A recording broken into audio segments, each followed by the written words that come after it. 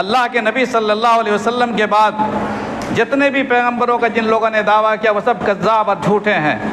اور نبی کریم صلی اللہ علیہ وسلم نے جو ہدایات دی ہیں، جو تلقینات فرمائی ہے، ان تلقینات و اصولوں کے خلاف جو انسان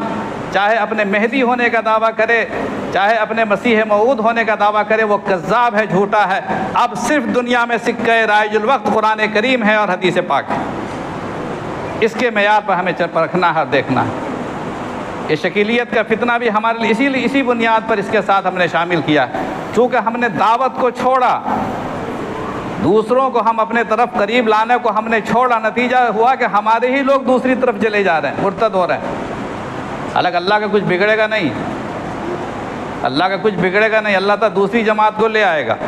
قرآن نے جگہ بہ جگہ قرآن نے کہا کہ یأتی بقوم آخرین، ہم دوسری جماعت کو لے آویں گے، اللہ تمہیں بدل دیں گے، لیکن اللہ تعالیٰ ہمیں ہی اس کام کے لیے قبول کر لے تو کتنی خوش نصیبی کی بات۔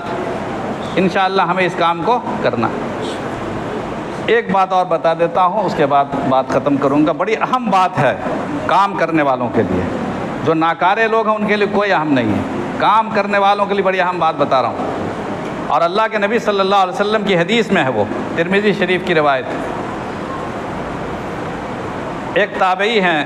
حضرت ابو امیہ شعبانی، حضرت ابو امیہ شعبانی رحمۃ اللہ